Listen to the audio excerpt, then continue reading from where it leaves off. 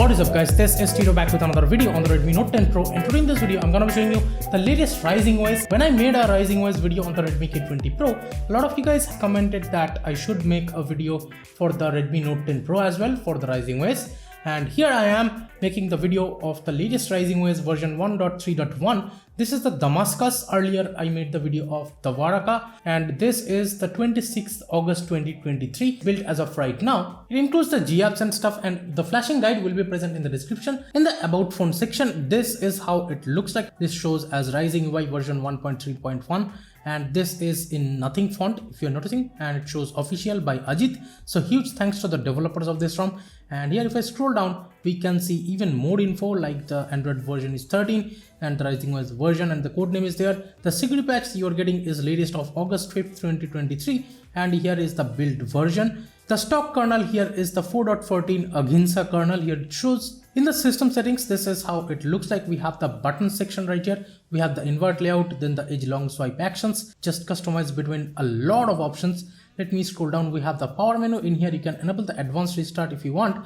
Let me go back. We have the end call, then the long press power button toggle torch, wake device, answer call, and the control playback. If you scroll down more, we have the show volume panel on the left side and the click to take partial screenshot. Now in the gesture settings, we have the quick tap action and stuff, and in here it shows these kind of animation everywhere. Even if you go into the Bluetooth settings and stuff, you will see all these animations do appear. They look beautiful pretty much.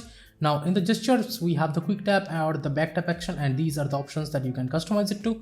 And we have the quickly open camera, then the system navigations option is there. This is the full screen navigation gestures. We have the navigation hint, then the pill length and the pill radius you can customize. Well, even with the longest pill bar length and the thickness, this is how big and thick it looks. We have the swipe to invoke assistant, that should be working fine. Right now it shows downloading in progress. I'll just go back. We have the left edge right edge customization, but you can of course use the 2 or 3 button navigation here if you want. We have the one-handed mode that works perfectly fine, and the press and hold power button action is also there, and that too is working fine. And the prevent ringing and stuff is there, and there is a USB configuration for convenience. Let me go back. We have the RisingOS updater, and you can check for updates from here. Right now it shows the update check failed for some reason. In the systems on the bottom, you will get the thermal profiles, and you can set per app to thermal profile like the benchmark and stuff, and you get multiple different options like the browser, camera, dialers, gaming, streaming, etc. options are there. Now let me show you the home screen quickly. This is how it looks like. Well, I'm using a separate apps wallpaper. I think it was from Fresh Walls. And here let me show you the stock wallpapers that you will get in the wallpapers and styles. In the change wallpaper section, there are plethora of options like this curated culture, bloom, and the community kind of living universe, live wallpapers, and there is the nothing wallpapers as well. This is from the Nothing Phone 1, and this is for the Nothing Phone 2 as well. All of these wallpapers are there. And we have the Google Arts and the geometric. Now I feel this particular ROM actually gives you the best feel of the Nothing OS, because here you will get this Nothing OS clock and stuff. It looks beautiful over here in the lock screen. I'll show you everything later, but this is how the wallpapers and styles looks like, and you have multiple different colors. The shortcuts you can choose, you can change or enable the dark theme. The app grid you have up to 6:10. Again, talking about the stock launcher, we have this Ortus launcher by default, and the recents panel looks like this. And it has new features like the screenshot, then the lock app option, and also it has the split screen option right here and the Google Lens button right here, and you can customize that in the recent settings of the launcher. Here we have the memory info and the clear all, kill app, and the all other options that you are noticing. Even the shake phone to clear all tasks is there, and this is how it looks like. Again, the memory info shows up on the bottom. So this is a pretty cool looking launcher. In the miscellaneous settings, we have the use taskbar, allow home screen rotation, haptic feedback, then we have the launcher vibration intensity and all those things. Suggestions you can disable, of course. App drawer, we have the app search bar and the other customization. In the gesture settings, we have that shake gesture. So let me actually increase it. As you can see, enable or disable torch with this. So if I just go home, and right now if I just shake, as you can see, the torch turns on. If I just shake one more time, as you can see, the torch turns off. So these kind of features definitely works really solid on this ROM, and you can just change it to like different options if you want. We have the home screen settings right here, lock layout, add app against to the home screen, double tap to sleep, wallpaper scrolling and zooming, allows short parallax and the single page center. We have the Google kind of customization. Then here also we have the extended style and stuff, and all those things you can customize. And in the icons, this is how it looks like. We have this apply themed icons to app drawer, then the force monochrome themed icons and stuff, all these things. And we have the icon size, font size, max lines for app level. Even the themed icons you can like customize from here, I guess, not really sure. But yeah, these options are there. To the left of the home screen, we still get the Google's Discover page, and swiping up will get you to the app drawer. This is how the app drawer looks like. It's really smooth. But in the quick setting panel, I have seen sometimes the frames actually drop, but you can certainly see some amount of jitters and stuff with this, even in 120 Hertz. Talking about the widgets, yes, the subscriber count widget that I have added is working. Even the battery widget you are noticing is working perfectly fine, and the animations of them just working perfectly fine. No problems whatsoever, even when you click over here. So everywhere the animations and stuff is working good. And talking about the stock apps, these are the stock apps of this ROM, and some of the apps like the Fresh Walls PixArt were downloaded because I was restoring my Google App Data backup. The Dolby Atmos and stuff are present by default here. And let me tell you one more thing, that the contacts, the messaging app and the phone app is present, which is a little bit modified one, and it does have the call recording option and stuff. It kind of looks like it is a Oxygen OS kind of dialer. You will get the auto call recording option, and you can change the format even if you want. Now let's talk about the stock camera. Well, this is how it looks like. It is a Leica camera present by default here. There is the HDR mode turned on. You can put it to auto and stuff if you want. In the settings of it, well, I would say it's not the latest Leica camera. It's not the version 5, but yeah, it is a really optimized Leica camera. You do not need to worry. But in the video settings, let me show you. If you just disable the HDR, there is up to 4K 60fps option that will not work. Up to 4K 30fps only will work, and the other lenses and stuff are working perfectly. The 0.66 1x and even the 2x option should be working fine. There is the super macro mode. Super macro lens and stuff will be working fine with this, so no issues whatsoever. It gets really close to the subject. So Redmi Note 10 Pro definitely has one of the best super macro lenses that I have seen, and it is working perfectly fine with it.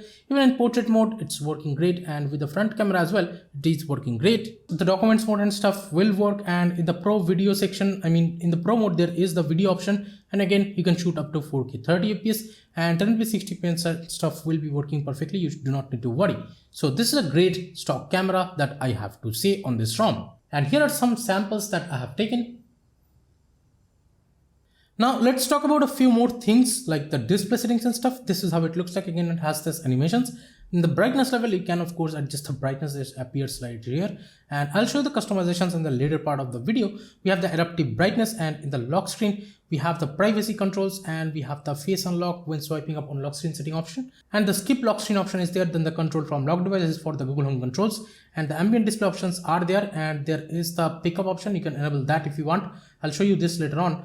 And we have the screen timeout, of course, up to 30 minutes. There is the screen attention as well. You can use it if you want, but don't use that option with K20 Pro because it will pop out the front camera here and there.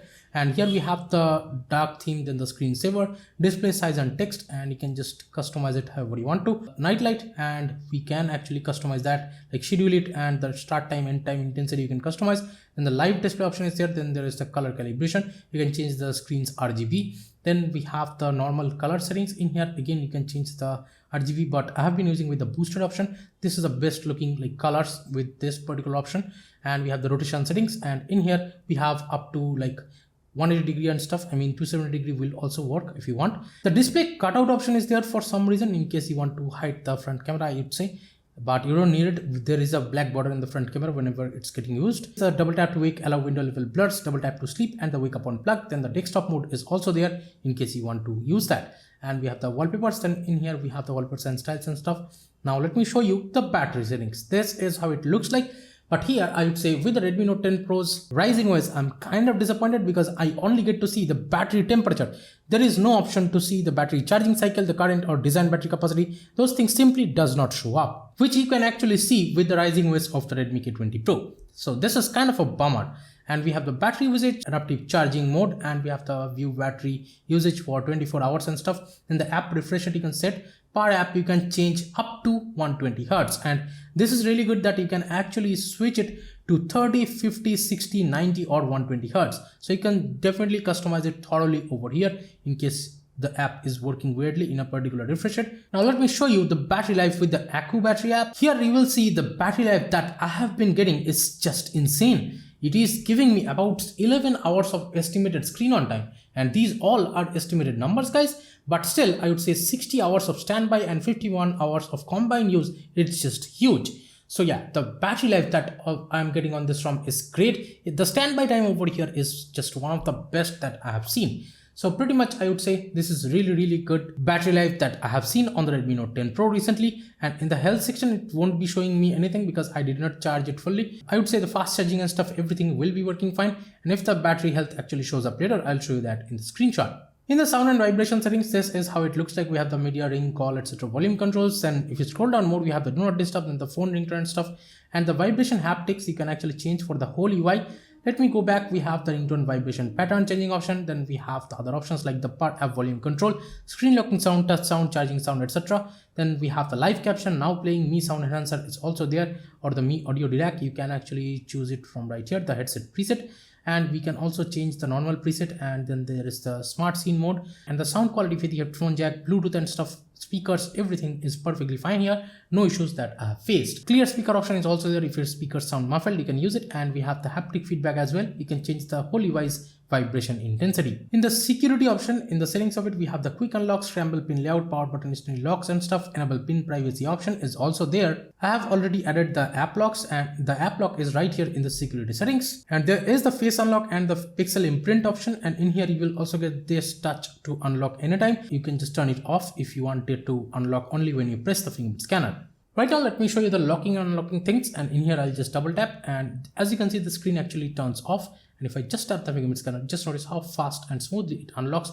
The unlocking experience over here, it's very smooth, I would say. No problems whatsoever that you will face. Okay, so I just turned on the double tap to wake. It was turned off for some reason. But yeah, as you can see, and here the double tap to wake and stuff, everything is working perfectly fine. No problems whatsoever. It's a very smooth experience.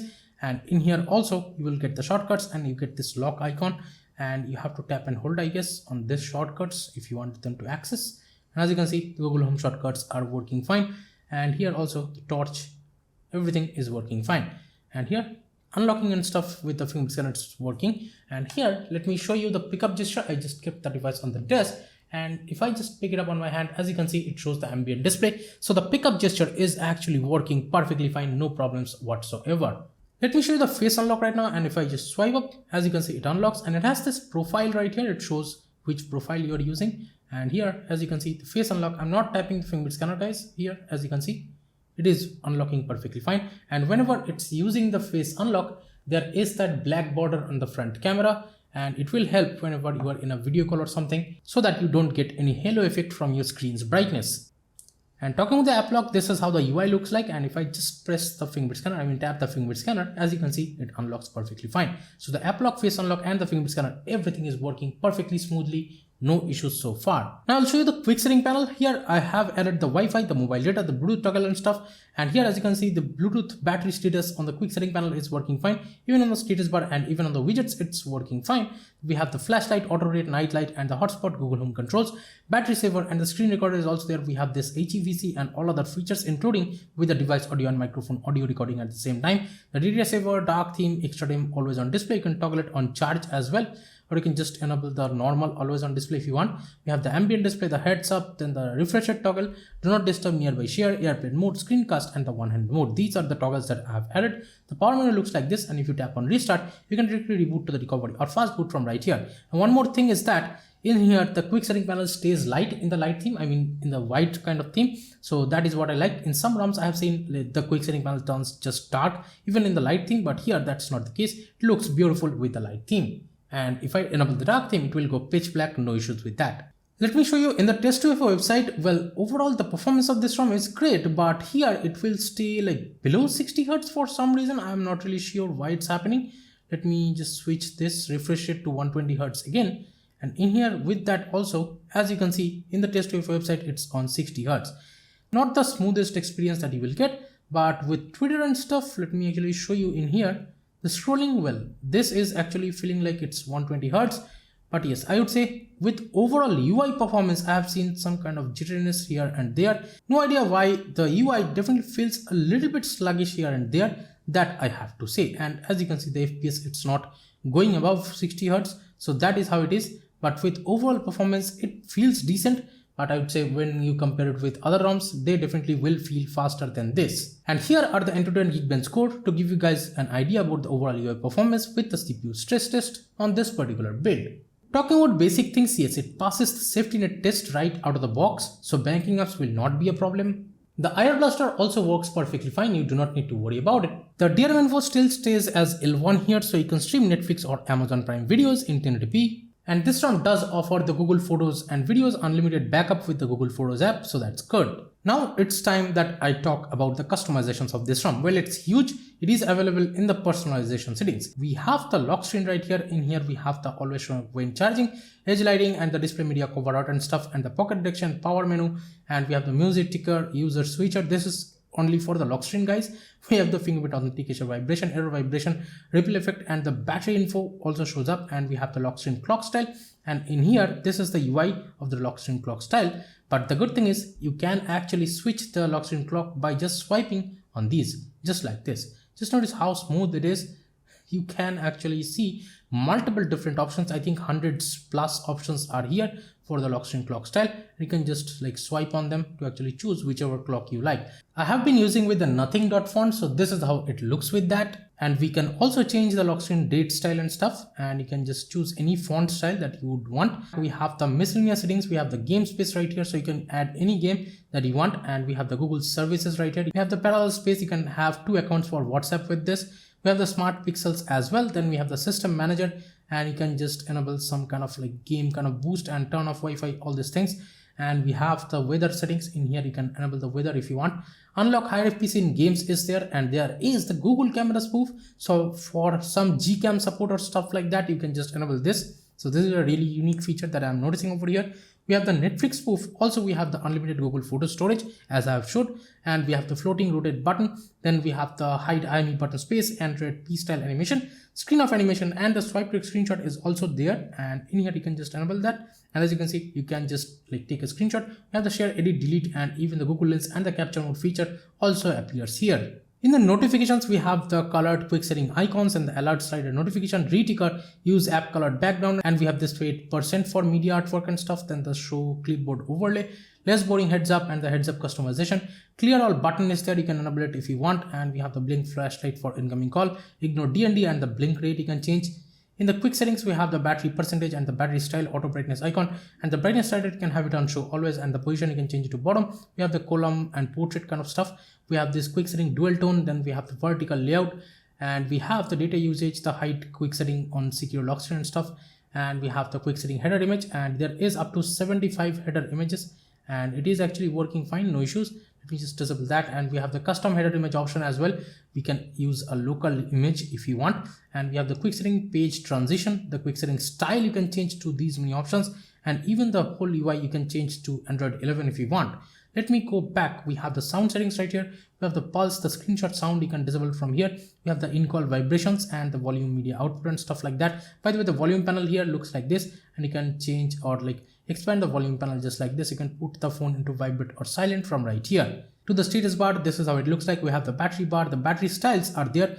Plethora of options are here, but I have been using it with the landscape iOS style 16, and with that, this is how it looks like. It looks super dope, I would say. We have the battery percentage. You can have it on next to the like icon, right or left, and the inside the icon option is there. We have the 4G icon, clock and date customization. In here we have the combined signal icons. We scroll down more, we have the media projection privacy indicator, colored icons, data disabled indicator, network traffic indicator, old style signal icon, and we have the quick setting, quick pull down, roaming indicator, status bar icons are also there, headset, Bluetooth, faulty, etc. customizations, and faulty calls and stuff will be working fine. You do not need to worry about it. And we have the show notification count, Wi-Fi standards, then the logo and the logo position and stuff you can change from right here. In the user interface, we have the font style up top, and with that you get plethora of fonts. Just notice how many options are here. Let me go back. We have the system icon packs, and these are the options. Again, plethora of options for it. We have the monet theme settings. We can enable the accent color, the background color, the luminance, chroma factor, everything you can customize. And we have the navbar style in here as well. Then we have the signal icon styles as well, and these are the options for that. In here we have the system shapes, and these are the options for that. Again, plethora of options. Just notice we have the volume panel style too, and you can change it to however you want, like the Realme style, RisingUI style. And with the Realme option, this is how it looks like, and with the RisingUI, this is how it looks like. And we have this double layers and stuff. Let me show you. Yeah, this one looks pretty cool.